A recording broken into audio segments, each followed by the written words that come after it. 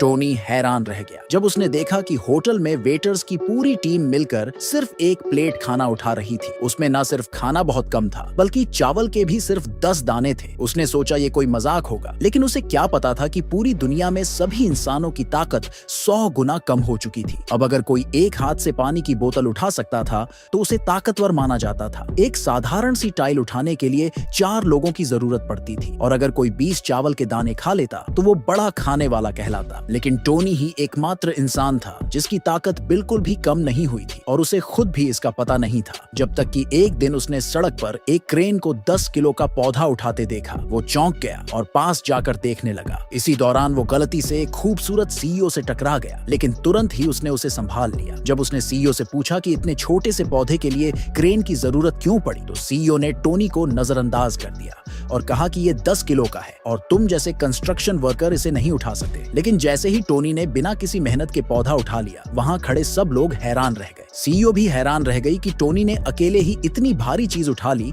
जिसे उठाने के लिए मशीन की जरूरत पड़ती थी। उसने तुरंत टोनी को अपने घर डिनर के लिए बुलाया और यहाँ तक कि शादी का ऑफर भी दे दिया। टोनी कंफ्यूज हो गया। वो सोचने लगा कि एक आम आदमी और एक अमीर सीईओ की जोड़ी कैसी लगेगी। टोनी ने पौधा टेबल पर रखा, लेकिन टेबल इतनी भारी चीज सहन नहीं कर पाई और टूट गई। अब सीईओ ने टोनी को अलग नजरों से देखना शुरू कर दिया। उसका सपना हमेशा से एक ताकतवर पति पाने का था और अब उसे लगा कि टोनी ही उसका सपनों का राजकुमार है। लेकिन टोनी को लगा कि वो मजाक कर रही है, इसलिए वो अपनी सैलरी लेकर चला गया। कंस्ट्रक्शन साइट पर पहुंचते ही उसने अपनी गर्लफ्रेंड को एक रईस आदमी के साथ देखा। उसने टोनी का मजाक उड़ाया और उसे छोड़ दिया। टोनी गुस्से में था, लेकिन वो जानता था कि उसका नया बॉयफ्रेंड एक प्रोफेशनल बॉक्सर था, इसलिए उसने झगड़ा करने से बचना चाहा। लेकिन रईस आदमी ने टोनी पर ईंट उठाकर हमला करने की कोशिश की, लेकिन मजेदार बात यह थी कि वो 2 किलो की ईंट तक नहीं उठा पाया। उसने बड़ी मुश्किल से एक छोटी ईंट उठाई, जिससे वहां मौजूद सारे वर्कर्स की हालत खराब हो गई।